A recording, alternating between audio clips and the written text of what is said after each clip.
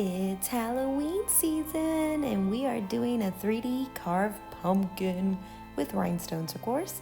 But make sure you follow us at Misfit Makers for an awesome crafting community on Facebook, and also check out our website at misfit-makers.com. Okie dokie, we are going to be using a 12-ounce wine tumbler from the Steel Magnolias. We're going to be using some Sculpty Baking Clay from the craft store. So I thought I was going to use 2 of those huge packs, but really I only used like maybe half of one of these packs. I just grabbed white. You can really use any color because we're going to paint it.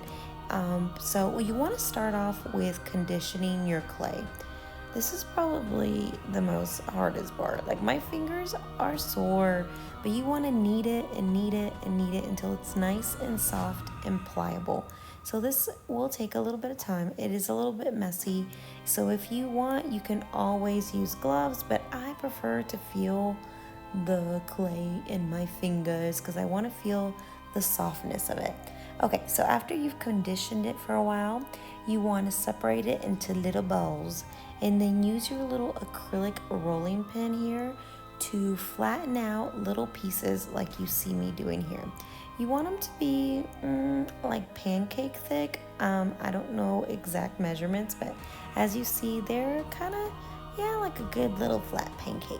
So anyway, I am going to take each one of these little balls and flatten them out like so here with my little rolly pin. As you see, I am using some parchment paper because this is a little bit sticky, so you want to make sure you have a nice clean surface and something that's not going to stick to your clay. After you have your clay nice and flat, you want to go ahead and put it on your tumbler. So as you see here, I'm just kind of flattening out. I'm just kind of placing my pieces one by one and then kind of smoothing out the seams. The amazing part about using baking clay is that the working time is endless. You basically can mess with it as long as you want, and you don't have to worry about it drying or curing. Not until it is baked, it won't harden. So that's the good thing about using sculpting clay. So I'm going to place each little piece and kind of join them together, trim the edges. Look at me piecing it together. Don't worry if it's a little bit lumpy or you see fingerprints or things like that. It's okay. It's a pumpkin. It's going to have some little grooves and imperfections. I feel like it kind of gives it character, so don't overthink it. Also, I do not cover my bottoms because you want to make sure that your tumbler is not wobbly, and this is like the best way that I can think of achieving that. So I left my bottoms bare. So as you can see, I'm just going to make my way around the tumbler until it's completely covered and smoothed out.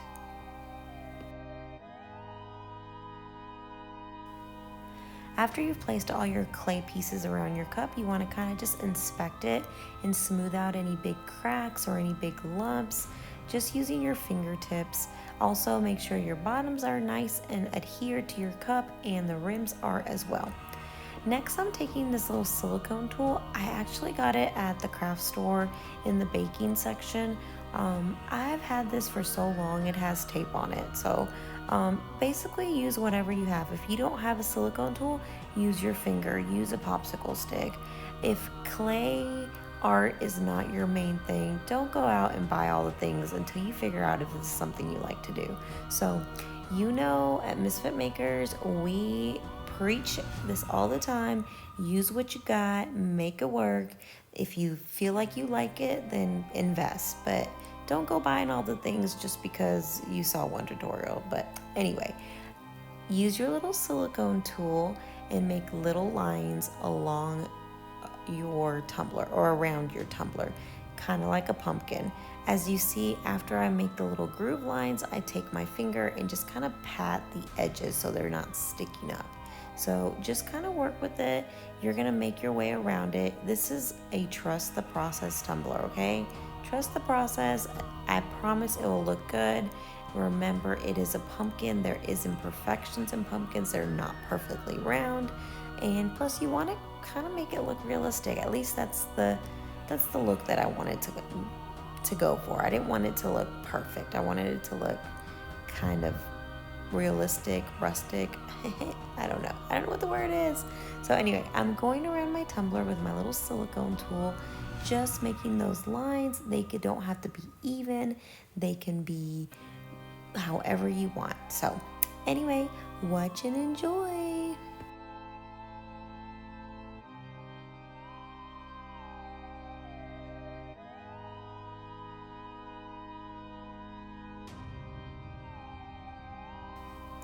Also, guys, like I said, with sculpting clay, your working time is endless. So at this point, I have not baked my clay, so it's still very pliable. So you don't have to worry about it. Take your time. If you need to go take a break, and then come back to it. So obviously here I took a break and then I came back. I'm going back with my little silicone brush here and kind of making the grooves a little thicker.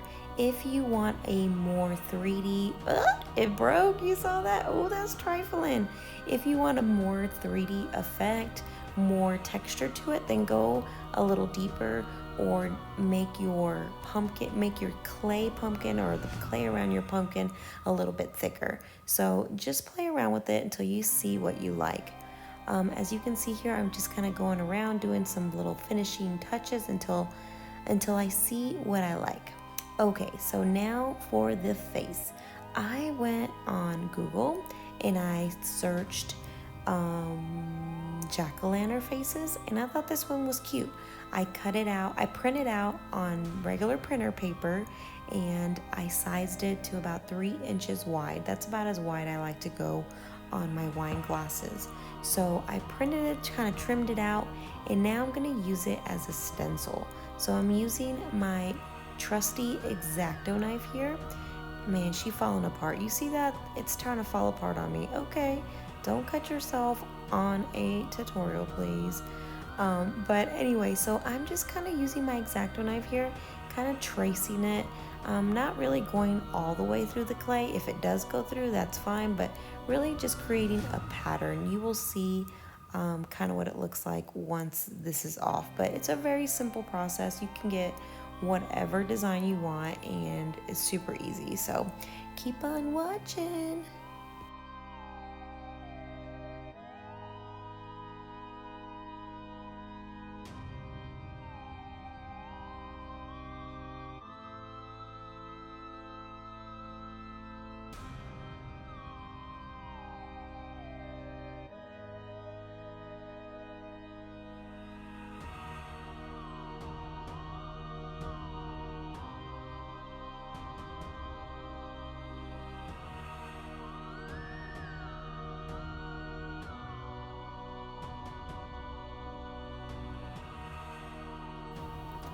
Okay, so once you've traced your little face, you're going to be able to see the little outline of it. You're going to take your exacto blade and you're basically going to carve it out like you do a regular pumpkin, except not really because it's clay. So it is a little sticky on there, so use whatever little tools you have. Again, use what you have. If all you have is a popsicle stick, then go for it. As you see that little green thing right there, that's one of my kids' paint brushes. I like to use the little point to it and kind of smooth out my edges with it. So again, use what you got. Don't stress out. You don't need all the fancy schmancy stuff, especially if this is your first time trying a 3D tumbler. So as you see here, I'm cleaning out every single little piece, and some of the edges tend to like flare up, so I'm using my finger to kind of smooth it over. Here I am cutting the face out or the mouth out, so just take your time, a little bit at a time. Remember, you got plenty of time to work with clay. So after you are done carving out the face, all I'm going to do is go back and kind of smooth out any things that I smushed in. I also decided to give my pumpkin a little bit more texture because I want it to look a little creepy, glam, spooky glam. That's what we're gonna call it, spooky glam. So I wanted some little scratches, little texture on my pumpkin. So I'm going around with my silicone brush, just kind of making little lines. Once you see what you like, stop, stop, stop, and get ready to bake. So this would be a good time to go and preheat your oven. I believe this clay calls for 275 for 15 minutes for every 1/4 of an inch thickness that you do. So I did 15 minutes, 275, and it was perfect. So I actually called Anthony right here and I was like, hey, Glitter Balls, can you preheat the oven for me? Because I'm super impatient and I want this baby in the oven as soon as I am done. So anyway, just go ahead and smooth out all your imperfections and get ready to bake. So I just use my home oven because I do not do much 3D art. But if you do, it may be a good idea to invest in one of those little toaster ovens. Those work great for clay art. Okay, so here she is, nice and cooled off. You want to make sure your cup is completely cooled off. Do not burn yourself. I know it's hard to wait, but I promise you it'll be worth it. Do not burn your fingertips. Okay, so I'm using Pop of Color in the color, I think it was Orange Slice. I missed it. Oh my gosh. Okay, you guys can rewind and see, but it's their orange and it is fabulous. It is chalk paint, so it dries super fast and it does a great job. I'm using a makeup brush, the Wet n Wild ones. Y'all already know those are my favorite from the $100 store or the $1.25 store, as most of you guys know it by. But anyway, so I am going to give it a nice paint job. Do not forget your bottom. And I think I did about 2 coats just to get really good coverage and making sure that each coat is dry before you apply the next. While I finish painting it, I just want to remind you guys that every brand of clay has different heat settings, so make sure you check your packaging on your clay. Mine is Sculpty and it called for 275 for 15 minutes, but make sure you check the directions on your own package. Okay, so now she has 2 nice coats. Look how pretty she looks. I'm gonna take this little chip brush and it's dry and very abrasive, is that the word? It is amazing for creating a kind of distressed look. So I'm barely dipping it in my Pop of Color. Then the color Berry Brown. I love this color. I love it. It's so pretty. So I'm just kind of distressing it a little bit. I felt like I went too heavy-handed, so I took out my orange again and dipped my chip brush in it and kind of brushed over the brown spots that were too heavy. But you do you, boo. You look at it, and if you like what you see, stop where you're at. If not, you can always correct your mistakes by adding some more paint. So after this color is nice and dry, you want to work on the face, the cutout faces. So my goal is to paint it black, so I'm going to use a smaller brush. I'm also using Pop of Color. I kind of got ahead of myself, so I'm like, come on, Jerry, hurry up. What color did you use? What is the name? I think it's just called black, but I may be wrong. But it is by Pop of Color, and it is super pigmented, just like their other colors. So I believe I did 2 coats on the face as well.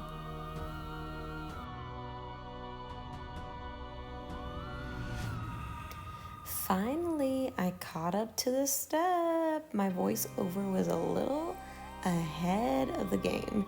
But as you see, I'm taking a little paintbrush to get all the nice crevices in the face. So just go ahead and give it a little painting. I did 2 coats of the black, I believe, but really I could have gotten away with 1. But I just making sure that it's super pigmented, so when I put my rhinestones, it will make a nice little background.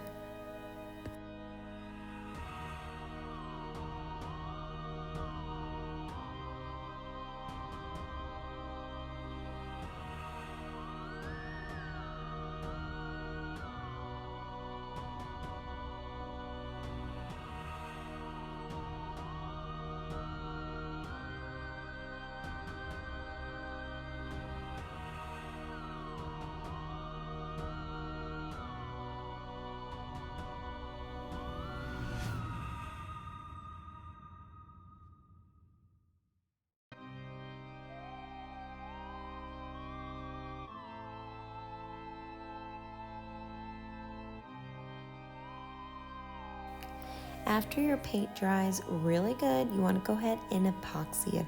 I'm using Fast Set by CCDIY, and I mixed about 20 mLs. I probably used only about maybe 12 to 15 max. So as you see here, first I want to epoxy the tumbler like everything else, and at the end I want to do my eyeballs. The reason being is that I just don't want a lot of my epoxy to get pulled inside the carving out part, because I wanted to still have that 3D effect. So at the end, I'll go back and I will use my finger to kind of get in all those crevices. And I believe I also use my little silicone tool to kind of push the epoxy in all those little corners of the design. After you epoxy it, you want to let it spin for a good like 10 minutes, and then you want to go back and get your torch and torch that baby really good. The torch will pop any bubbles or help it to also level itself. Oh, here we go. I did use my silicone tool. I didn't remember, but I'm just using it to kind of push in any of the epoxy in.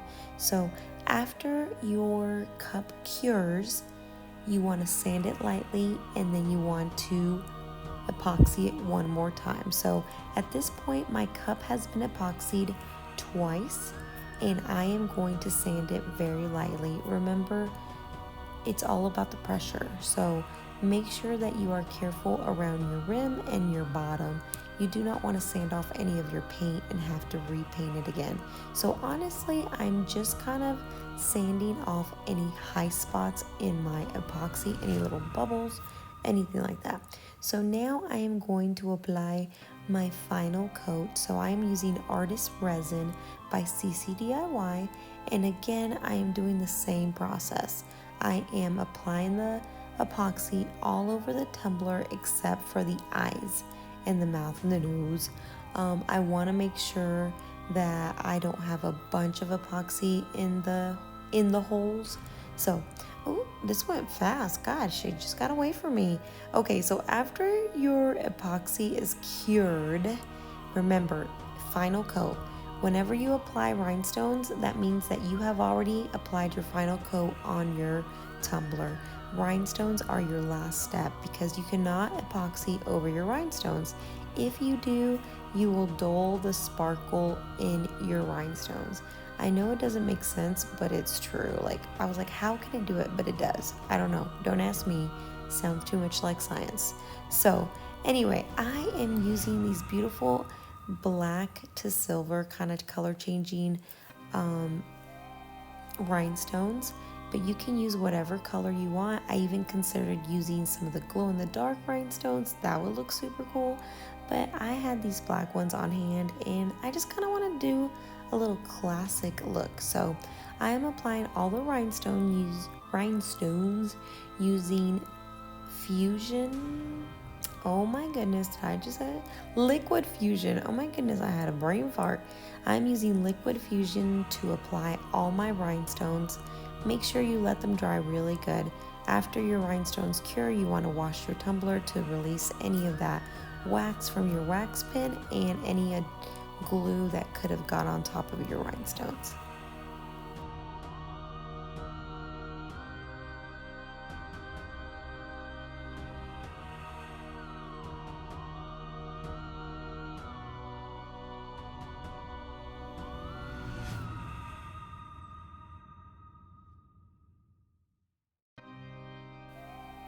So because your bestie is extra, I decided to do a little greenery on the rim of the tumbler. So kind of like a little pumpkin hair, I don't know, some leaf action, I don't know, something cute, just adding a little extra bling. All these steps are completely optional. I just love bling, and it didn't have any glitter, so I was like, I have to add some kind of sparkling feature. So anyway, guys, I'm just applying my rhinestones along the rim, just kind of free-handing it. I don't necessarily want it to look like a drip, but more like leaves kind of falling off from his face, maybe like some some blingy bangs, blingy pumpkin bangs. So anyway, you guys can totally just use your imagination. I'm using fusion, oh my gosh, liquid fusion again to apply them. I do little sections at a time because liquid fusion tends to come out a lot in the bottle, plus it gets a little slippery and you don't want your rhinestones to move.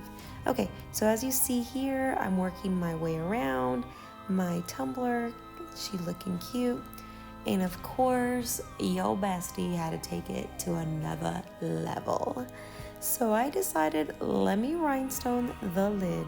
So what I did is cleaned off this rim really good with some alcohol, and then I went in with my liquid fusion and applied the same green rhinestones to the top. I'm using 3 different sizes, 3mm, 4mm, and 5mm rhinestones, and I'm applying them in a scattered method, which is basically another word for if it fits, it ships. Like if you can fit it, that's where it goes. So I love doing the scattered method because I don't have to worry about everything lining up, and I can just basically play a game of Tetris on my tumbler or tumbler lid in this instance.